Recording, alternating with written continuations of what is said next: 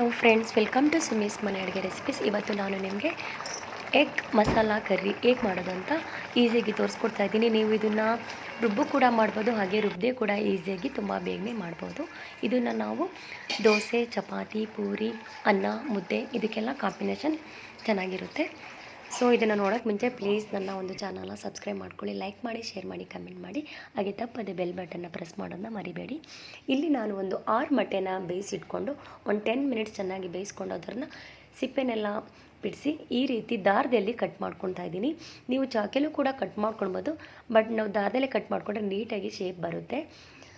ಮತ್ತು ಫ್ರೆಂಡ್ಸ್, ಇದನ್ನು ಒಮ್ಮೆ ಟ್ರೈ ಮಾಡಿ ನೋಡಿ, ಹಾಗೆ ತಪ್ಪದೆ ಕಮೆಂಟ್ ಸೆಕ್ಷನಲ್ಲಿ ಕಮೆಂಟ್ ಮಾಡಿ ತಿಳಿಸಿ.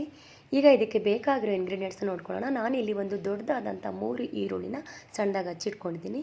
ಹಾಗೆ ಅದಕ್ಕೆ ಮಸಾಲೆ ಪದಾರ್ಥ 1 ಸ್ಪೂನ್ ಧನಿಯಾ ಪುಡಿ, ಅರ್ಧ ಸ್ಪೂನ್ ಗರಂ ಮಸಾಲ, 1/4 ಟೀ ಸ್ಪೂನಷ್ಟು ಅರಿಶಿನ ಪುಡಿ, ಅರ್ಧ ಸ್ಪೂನ್ ಪೆಪ್ಪರ್ ಪೌಡರು, ಹಾಗೆ ಅರ್ಧ ಸ್ಪೂನ್ ಚಿಲ್ಲಿ ಪೌಡರು, ಮತ್ತು ಅರ್ಧ ಸ್ಪೂನು ಮನೇಲೇ ಮಾಡಿದಂಥ ಖಾರದ ಪುಡಿ, 2 ಟೊಮೆಟೊ ಸಣ್ಣದಾದರೆ, ದಪ್ಪದಾದರೆ 1 ಟೊಮೆಟೊ ತೊಗೊಳ್ಳಿ. ಈಗ ಸ್ಟವ್ ಮೇಲೆ ಬಾಣಲೆ ಇಟ್ಕೊಂಡು 2.5 ಸ್ಪೂನಷ್ಟು ಆಯಿಲ್ ಹಾಕ್ಕೊಂಡಿದ್ದೀನಿ.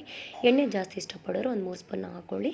ಈಗ ಇದಕ್ಕೆ ನಾವು ಈರುಳ್ಳಿನ ಹಾಕ್ಕೊಂಡು ಚೆನ್ನಾಗಿ ಫ್ರೈ ಮಾಡ್ಕೊಳ್ಬೇಕು. ಇದ್ರ ಜೊತೆಗೆ ನಾನು 1-2 ಹಸಿಮೆಣಸಿನ್ಕಾಯಿ ಮತ್ತು ಕರಿಬೇವು ಸೊಪ್ಪನ್ನು ಹಾಕ್ಕೊಂಡು ಫ್ರೈ ಮಾಡ್ಕೊತಾ ಇದ್ದೀನಿ. ಅದರ ಹಸಿ ವಾಸನೆ ಹೋಗುವವರೆಗೂ ಫ್ರೈ ಮಾಡಿಕೊಂಡು, ಮತ್ತು ಇದಕ್ಕೆ ನಾವು ಶುಂಠಿ ಬೆಳ್ಳುಳ್ಳಿ ಪೇಸ್ಟ್ನ ಆ್ಯಡ್ ಮಾಡ್ಕೊಳ್ಬೇಕು. ಶುಂಠಿ ಬೆಳ್ಳುಳ್ಳಿ ಪೇಸ್ಟ್ನ ನೀವು ಪೇಸ್ಟ್ ಮಾಡಿದ್ರು ಹಾಕ್ಕೊಳ್ಬೋದು, ಇಲ್ಲ ಸಣ್ಣದಾಗಿ ಹಚ್ಚಿ ಕೂಡ ಹಾಕ್ಕೊಳ್ಬೋದು. ಆ್ಯಕ್ಚುಲಿ ಇದನ್ನು ನಾವು ಈರುಳ್ಳಿ, ಟೊಮೊಟೊ ಎಲ್ಲನೂ ರುಬ್ಬಿಟ್ಟು ಕೂಡ ಹಾಕ್ಕೊಳ್ಬೋದು. ನಾನಿಲ್ಲಿ ರುಬ್ಬದೆ ಹಾಗೆ ಫ್ರೈ ಮಾಡ್ಕೊತಾ ಇದ್ದೀನಿ. ಈಗ ಟೊಮೆಟೊನ ಆ್ಯಡ್ ಮಾಡಿಕೊಂಡು ಅದು ಚೆನ್ನಾಗಿ ಸಾಫ್ಟಾಗಿ ಬೇಯಲಿ ಅನ್ನೋದಕ್ಕೋಸ್ಕರ ಸ್ವಲ್ಪ ಸಾಲ್ಟ್ನು ಕೂಡ ಆ್ಯಡ್ ಮಾಡ್ಕೊತಾ ಇದ್ದೀನಿ. ಸಾಲ್ಟ್ನ ಹಾಕಿದ್ರೆ ಟೊಮೊಟೊ ಬೇಗನೆ ಬೇಯ್ಕೊಳ್ಳುತ್ತೆ. ಸೊ ಈಗ ಲಿಡ್ನ ಕ್ಲೋಸ್ ಮಾಡಿ 1 ಮಿನಿಟ್ ಆದಮೇಲೆ ಮತ್ತೆ ಓಪನ್ ಮಾಡಿ ಹಾಗೆ ಟೊಮೊಟೊನ ಸ್ಮ್ಯಾಶ್ ಮಾಡ್ಕೊತಾ ಇದ್ದೀನಿ. ನೀವು 1-2-3 ಸಾರಿ ಈ ರೀತಿ ಲಿಡ್ನ ಕ್ಲೋಸ್ ಮಾಡಿ ಓಪನ್ ಮಾಡಿ ತಿರುಗಿಸ್ಕೊಳ್ತಾ ಇರಬೇಕು, ಇಲ್ಲಾಂದರೆ ತಳ ಹಿಡಿದ್ಬಿಡುತ್ತೆ. ಸೊ ಟೊಮೊಟೊ ಸ್ಮ್ಯಾಶ್ ಆಗೋವರೆಗೂ ಚೆನ್ನಾಗಿ ನೀವು ಫ್ರೈ ಮಾಡ್ಕೊಳ್ಬೇಕು. ಟೊಮೊಟೊ ಬೆಂದಷ್ಟು ತುಂಬಾ ಟೇಸ್ಟಿಯಾಗಿರುತ್ತೆ. ಈಗ ನಾವು ತೊಗೊಂಡಿದ್ದಂಥ ಎಲ್ಲ ಮಸಾಲೆ ಐಟಮ್ಸ್ನ ಹಾಕ್ಕೊಂಡು ಫ್ರೈ ಮಾಡ್ಕೊಳ್ಳೋಣ. ನೀವು ಮಸಾಲ ಐಟಮ್ಸು ನಿಮಗೆ ಸ್ವಲ್ಪ ಸ್ಪೈಸಿ ಆಗಿರಬೇಕು ಅಂತಂದರೆ ಇನ್ನೂ ಒಂದು ಅರ್ಧ ಸ್ಪೂನ್ ಎಕ್ಸ್ಟ್ರಾ ಆ್ಯಡ್ ಮಾಡ್ಕೊಳ್ಬೋದು. ನಮಗೆ ಖಾರ ಅಷ್ಟೊಂದು ಜಾಸ್ತಿ ಬೇಕಾಗಿಲ್ಲ, ಅದಕ್ಕೋಸ್ಕರ ಕಡಿಮೆ ಹಾಕ್ಕೊಂಡಿದ್ದೀವಿ. ಈಗ ಇದಕ್ಕೆ ನಾವು ನೀರನ್ನ ಆ್ಯಡ್ ಮಾಡ್ಕೊತಾ ಇದ್ದೀನಿ. 1.5 ಲೋಟದಷ್ಟು ನೀರನ್ನ ಆ್ಯಡ್ ಮಾಡ್ಕೊಂಡಿದ್ದೀನಿ. ನಿಮಗೆ ನೀರು ಕನ್ಸಿಸ್ಟೆನ್ಸಿ ಹೇಗೆ ಬೇಕು ನೋಡಿಕೊಂಡು ಹಾಕ್ಕೊಳ್ಳಿ. ನೀವೇನಾದರೂ ಚಪಾತಿ ಅಥವಾ ಪೂರಿ ಅದಕ್ಕೆ ಮಾಡಿಕೊಂಡ್ರೆ ಸ್ವಲ್ಪ ಗಟ್ಟಿಯಾಗಿ ತಿಕ್ನೆಸ್ನ ನೋಡಿಕೊಂಡು ನೀರನ್ನ ಕಡಿಮೆ ಮಾಡ್ಕೊಳ್ಳಿ. ಹೀಗೆ 1 ಮೊಟ್ಟೆನ ನಾನು ಅದನ್ನು ಹಾಗೇ ಒಡೆದು ಹಾಕ್ಕೊಂಡಿದ್ದೀನಿ. ಇದಕ್ಕೆ 2 ಮೊಟ್ಟೆ ಕೂಡ ಸೇರಿಸ್ಕೊಳ್ಬೋದು, ನಿಮಗೆ ಎಷ್ಟು ಬೇಕಷ್ಟು ಆ್ಯಡ್ ಮಾಡ್ಕೊಳ್ಬೋದು. ನಾನಿಲ್ಲಿ 1 ಮೊಟ್ಟೆ ಮಾತ್ರ ಹಾಗೆ ಒಡೆದು ಹಾಕ್ಕೊಂಡೆ ಹಸಿದನ್ನ. ಇನ್ನು ಬೇಯಿಸಿ ಸಿಪ್ಪೆ ತೆಗೆದು ನಾವು ಕಟ್ ಮಾಡಿ ಇಟ್ಕೊಂಡಿದ್ದ ಮೊಟ್ಟೆನೂ ಕೂಡ ಇಲ್ಲಿ ಹಾಕ್ಕೊಂಡಿದ್ದೀವಿ. ಸೊ ಇದನ್ನು ನಾವು ಒಂದು 5 ನಿಮಿಷ ಬೇಯಿಸ್ಕೊಳ್ಬೇಕು. ಒಮ್ಮೆ ಟ್ರೈ ಮಾಡಿ ನೋಡಿ. ಈಗ ಎಗ್ ರೈಸ್ ಹೇಗೆ ಮಾಡೋದು ಅಂತ ನೋಡ್ಕೊಂಡು ಬರೋಣ. ಇದಕ್ಕೆ ನಾನು ಇನ್ನೂ ಒಂದು ಬಾಣಲೆನ ಇಟ್ಬಿಟ್ಟು ಸ್ಟವ್ ಮೇಲೆ 2 ಸ್ಪೂನಷ್ಟು ಆಯಿಲ್ನ ಹಾಕ್ಕೊಂಡಿದ್ದೀನಿ. ನೀವು ಎಣ್ಣೆ ಜಾಸ್ತಿ ಇಷ್ಟಪಡಿದ್ರೆ ಇನ್ನೊಂದು ಸ್ಪೂನ್ ಎಕ್ಸ್ಟ್ರಾ ಆ್ಯಡ್ ಮಾಡ್ಕೊಳ್ಳಿ. ನಾನು ಯಾವಾಗಲೂ ಸ್ವಲ್ಪ ಕಡಿಮೆನೇ ಯೂಸ್ ಮಾಡೋದು.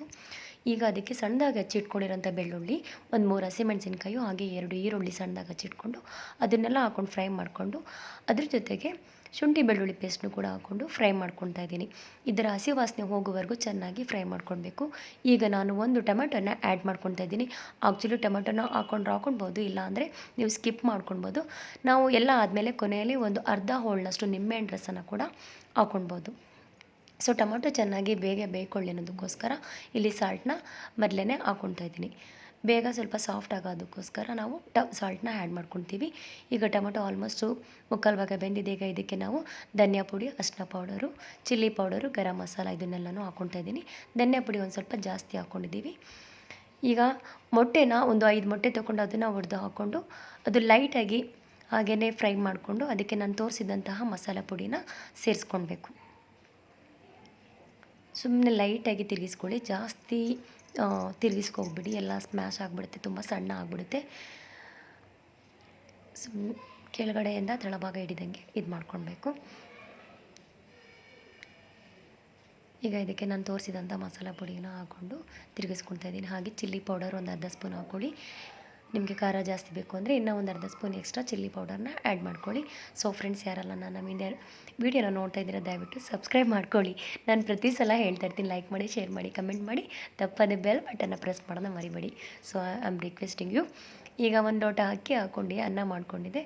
ಈ ಅನ್ನನ ಈಗ ಇದಕ್ಕೆ ಸೇರಿಸ್ಕೊಂಡು ಮಿಕ್ಸ್ ಮಾಡ್ಕೊತಾ ಇದ್ದೀನಿ. ನಿಮಗೆ ಕಲರ್ ಸ್ವಲ್ಪ ಜಾಸ್ತಿ ಬೇಕು ಅಂತ ಅಂದರೆ ಅರಿಶಿನ ಪುಡಿನ ಸ್ವಲ್ಪ ಜಾಸ್ತಿ ಹಾಕ್ಕೊಂಡು ಹಾಗೆ ಆಯಿಲ್ನ ಹಾಕ್ಕೊಳ್ಳಿ. ಬಟ್ ನಾನು ಮಕ್ಳಿಗೋಸ್ಕರ ಈ ರೀತಿ ಕಡಿಮೆ ಆಯಿಲ್ನ ಯೂಸ್ ಮಾಡಿ, ಯಾವುದೇ ಸಾಸ್ ಯೂಸ್ ಮಾಡ್ದೇ ಖಾರನೂ ಜಾಸ್ತಿ ಆಗ್ದೇನೆ ಈ ರೀತಿ ಹೆಲ್ದಿಯಾಗಿ ಮಕ್ಕಳಿಗೆ ಮಾಡಿಕೊಡ್ತೀನಿ. ನೀವು ಕೂಡ ಟ್ರೈ ಮಾಡಿ. Thanks for watching my channel.